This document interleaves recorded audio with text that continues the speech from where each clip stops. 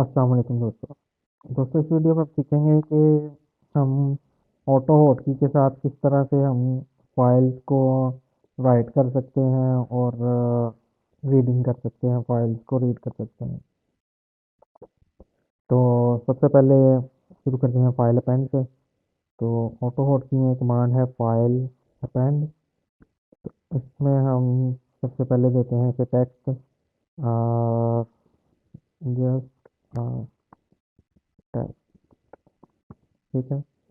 और साथ हम इसे फाइल बताते हैं कि किस फाइल से, किस नाम से हमने ये फाइल बनानी है। तो हम रख देते हैं example.txt। ठीक है। तो अब हम इसको करते हैं आगे, हम इसकी इनकोडिंग भी लिख सकते हैं। तो इनकोडिंग के मतलब मैं आपको बाद में बताऊंगा। फिलहाल हम इसको इसी तरह लेके चलते हैं। तो ये मैंने फाइल को सेव कर दिया। अब मैं इसे करता हूँ रन।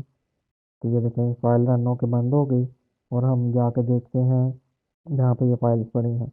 तो यहाँ पे ये देखें, ये आ गई है example.com। ये पहले से नहीं थी, तो अब ये बन के आई है, जिसके अंदर टेक्स्ट है, जस्ट का टेक्स्ट। ठीक है। तो इसी तरह अब हम, मैं फर्ज करें तो मैं दोबारा रन करता हूँ। ये मैंने रन किया और अब जाके देखते हैं फाइल के अंदर। ये देखें, टेक्स्ट के अंदर उसने एक ही लाइन में उसने दोबारा उसे डुप्लीकेट कर दिया। मैं खोल के भी दिखा देता हूँ। ये देखें, उसी फाइल के अंदर उसी लाइन के अंदर उसने टेक्स्ट रिपीट कर दिया है। ये सिर्फ इसलिए है क्योंकि हमने इसे न्यू लाइन का कोड नहीं दिया। न्यू लाइन का कोड देने के लिए मैं बताता हूँ। पहले हम इसको रिमूव कर देते हैं, सेव कर देते हैं, ताकि हमें आउटपुट का पता चलता रहे।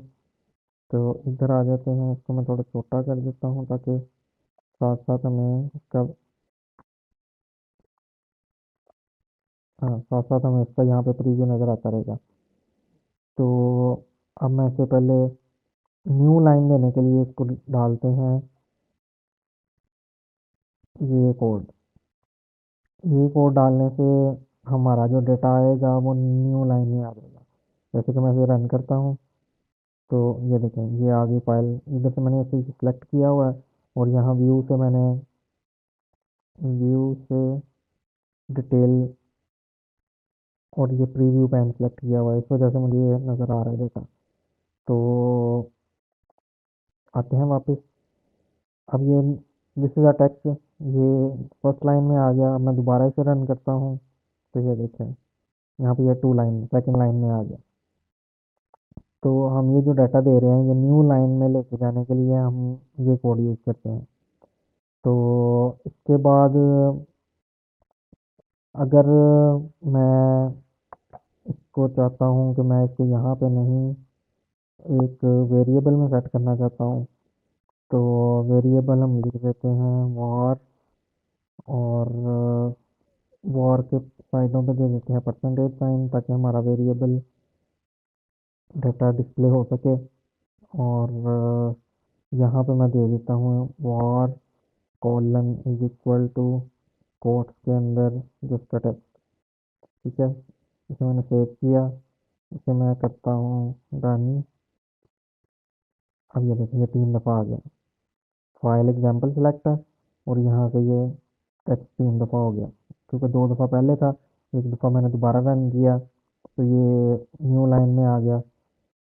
और हम डाटा जो इस वक्त दे रहे हैं वो इसको वेरिएबल से दे रहे हैं। तो इसको अब हम, इस लाइन को हम जोड़ देते हैं। अब हम आते हैं, इसको भी बंद कर देता हूँ मैं। और आ जाते हैं फाइल रीड की तरफ। फाइल रीड की कमांड हम करते हैं फाइल रीड। फाइल रीड में आउटपुट और इसका जो हम वेरिएबल है जिसके अंदर हमारा डाटा आएगा, उसका नाम मैं रख देता हूँ आउटवार। और फाइल नेम हमारा आएगा एग्जाम्पल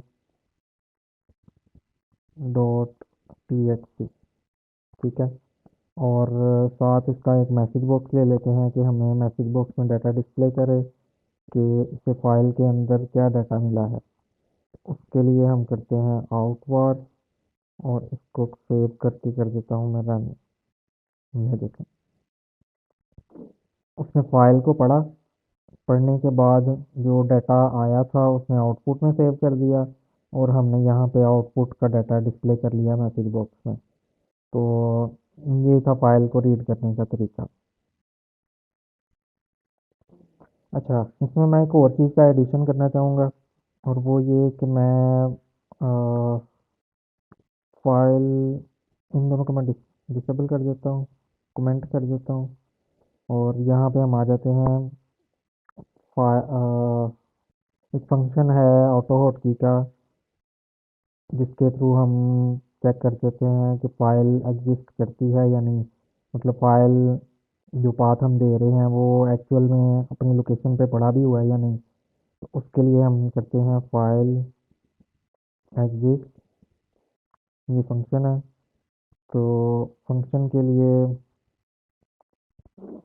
अब कौन सी फाइल एग्जिस्ट करती है या नहीं, हम एग्जांपल को चेक करते हैं। example.exe sorry txt।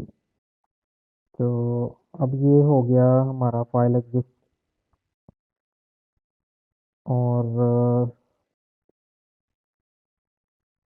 शुरू पे इसके लगा देते हैं इफ। अब ये हो गया, अगर फाइल पड़ी है एग्जाम्पल डॉट टेक्स्ट की, तो हमें ये मैसेज बॉक्स शो करो जिसके अंदर लिखा हो फाइल फाउंड। ठीक है, अब इसे सेव करके मैं रन करता हूँ। ये देखो, फाइल उसे मिल गई है क्योंकि हमने example dot T x T उसको दिया है।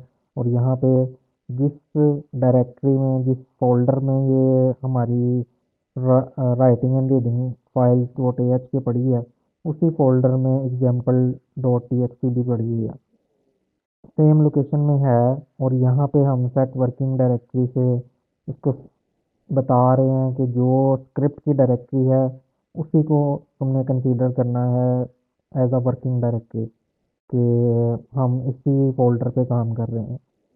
तो अब यहाँ पे हमारी कमांड हो गई कि अगर तो फाइल एग्जिस्ट करती है तो ये मैसेज बॉक्स हो।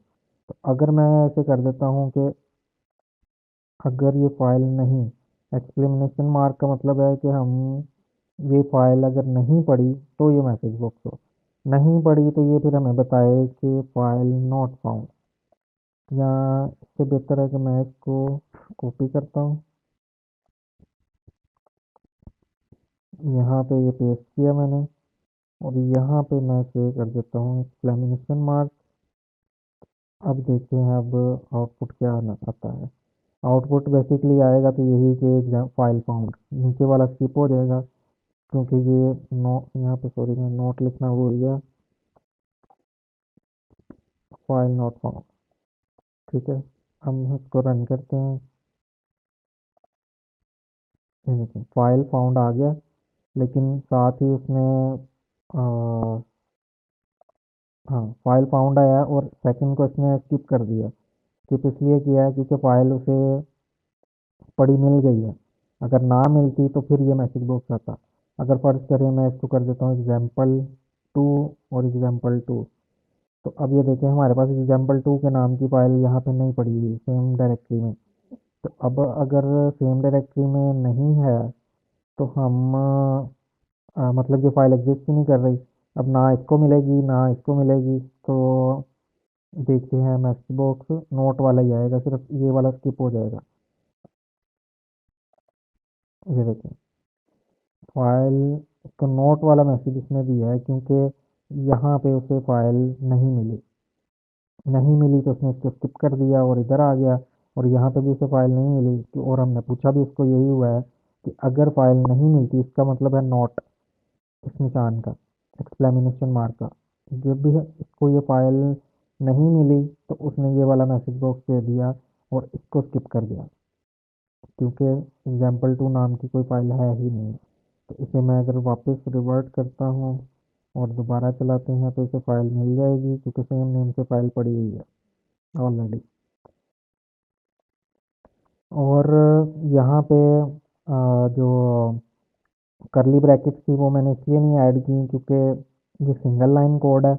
अगर ये एक लाइन से ज़्यादा का कोड होता तो मैं यहाँ पे इसको पैरेंथेसिस डाल देता, एक ये और ये।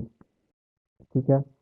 और यहाँ पे मेरी जितनी भी लाइनें आती हैं वो हम यहाँ पे एडजस्ट कर लेते हैं।